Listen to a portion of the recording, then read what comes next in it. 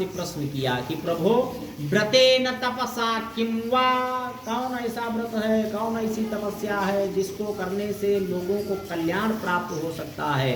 जब सूत जी महाराज ऐसा प्रश्न सुने तो उत्तर देने लगे, कहने लगे कि हे श्रेष्ठ ऋषियों, जिस प्रकार व्रत की चर्चा आप हमसे कर रहे हैं, तो भगवान सत्यनारायण का व्रत इस भूमंडल पर आया कैसे, किसने लाया, किसने इस व्रत को करके लाभ जो प्राप्त किया, उसका मैं सारा वृत्तांत आप लोगों से कहने जा रहा हूँ। आप लोग ध्यान पूर्वक श्रवण करें।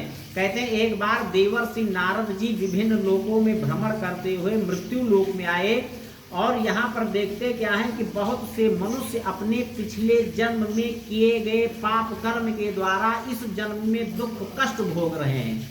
सिद्ध होता है कि जो भी हम कर्म कर रहे हैं, अच्छा या बुरा, अच्छा कर्म कर रहे हैं तो उसका फल अभी नहीं मिल रहा तो कभी मिलेगा, या फिर आज हम दुष्कर्म कर रहे हैं उसका फल अभी तुरंत नहीं मिल रहा कि हम सचेत हो जाएं, सन्मार्ग पकड़ लें, तो जरूर आपके किसी जन्म का के किसी समय का पुण्य फल है, जो पुण्य प्रताप है, जो आज हम दुष्कर्म करते हुए भी अच्छा भोग रहे हैं, लेकिन उसका परिणाम आगे चल के गड़बड़ हो सकता है।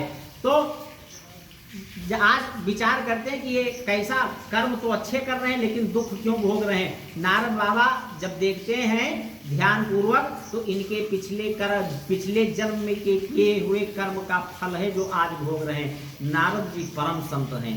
नारद जी को अत्यंत ग्लानि हुई लोगों के कष्ट को देखकर। विचार करने लगे कि क्या किया जाए जिससे लोगों को कल्याण प्राप्त हो सके। नारद बाबा यही विचार करते हुए भगवान नारायण के पास पहुंचे। तो भगवान नारायण के पास पहली बार नहीं पहुंचे, इसके पश्चात कई बार भगवान नारायण के दर्शन कर चुके थे, लेकिन भगवान नारायण के जब हमेशा दर्शन करते थे तो भगवान के स्वरूप का वर्णन महात्माओं ने, पूर्वजों ने किया है आपके कि नील नील धर श्याम नीलांबुज श्यामल कोमलांगम इत्यादि नील वर्ण, नील कमल के समान भगवान नारायण का स्वरूप का वर्णन हर जगह पाया गया। लेकिन जब आज नारद बाबा पहुंचे तो भगवान नारायण का स्वरूप बदला है। कैसा? शुक्ल वर्णम चतुर्भुजम शंख चक्र गदा वनमाला विभूषितम दृष्ट्वा तम देव देवेशम अस्तुतुम समुपचक्रमे। भगवान नारायण के इस प्रकार ऐसे स्वरूप का दर्शन कर नारद जी अत्यंत प्रसन्न हुए। यथोचित अभिवादन किया, प्रणाम किया। प्रभो नमो वांग मनसातेत रूपायांत सक्तये आदि मध्यांत हीनाय निर्गुणाय गुणात्मने सर्वे सामादि भूताय भक्ता नामार्ति नाशिने। हे भक्तों के भय को दूर करने वाले भगवान नारायण हमारा प्रणाम स्वीकार करें। आज अभिवादन करने के पश्चात भगवान नारायण ने नारद बाबा से अपने पास आने का कारण पूछा। क्यों नारद बाबा, किस प्रयोजन से आप हमारे पास आए? नारद बाबा वही मृत्यु लोक में देखे हुए लोगों के दुख को आज सम्मुख रख दिया। प्रभु कोई उपाय बतलाइए जिसके लोगों को कल्याण प्राप्त हो सके। भगवान नारायण कहते हैं कि नारद बाबा सत्यनारायण व्रतम, भगवान सत्यनारायण का जो भी मनुष्य व्रत करेगा उसके दुख अति शीघ्र नष्ट हो जाएंगे। नारद बाबा पुनः प्रश्न करने लगे, प्रभो किम फलम किम विधानम चा कृतम केनेव तद्व्रतम तत्सर्वं श्रोतुमिच्छामः। हमारी इच्छा है कि आप इस व्रत का सारा वृत्तांत बताओ, विधान बताओ, इस व्रत को करने से किस किस फल की प्राप्ति होती है। भगवान नारायण कहते हैं कि जैसे आपने सता कि किम फलम, तो फल पहले सुन लो। फल ये है कि दुख शोकादि समनम धन धान्य प्रवर्धनम सौभाग्य संततिकरम और सर्वत्र विजय प्रदम। परंतु यस्मिन् कस्मिन् दिने मर्त्यो भक्ति श्रद्धा समन्वितः।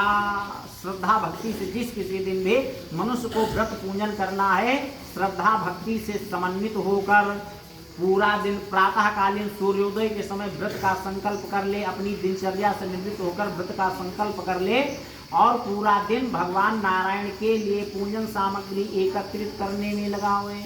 और जब संध्या कालीन बेला हो तो बंधु बांधवों के साथ, पारिवारिक जनों के साथ भगवान नारायण का व्रत पूजन संपन्न करना चाहिए।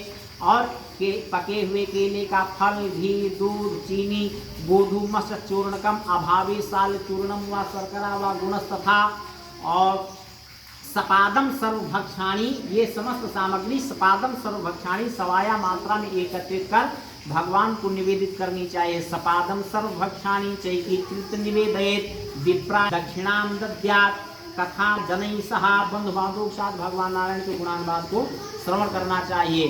प्रसादम भक्षयेत भक्त्या नृत्य गीतादिकम चरेत। संध्याकालीन बेला में, रात्रि बेला में सांस्कृतिक कार्यक्रम का आयोजन करना चाहिए, कीर्तन भजन का आयोजन करना चाहिए। और तत्पश्चात स्वगृहम गच्छेत, जब अपने घर को जावें।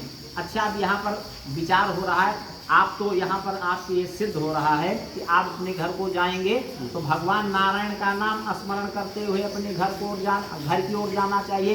तो यहाँ पर भगवान नारायण ऐसे लोगों को लिए कह रहे हैं कि अपने आंगन में जो पूजन हम कर रहे हैं उससे अत्यधिक पुण्य फल प्राप्त हो जाता है। यदि गौशाला में करें, गौशाला से भी अत्यधिक पुण्य फल प्राप्त हो जाता है। यदि किसी सरोवर के सन्निकट, उससे भी कई गुना पुण्य फल बढ़ जाता है।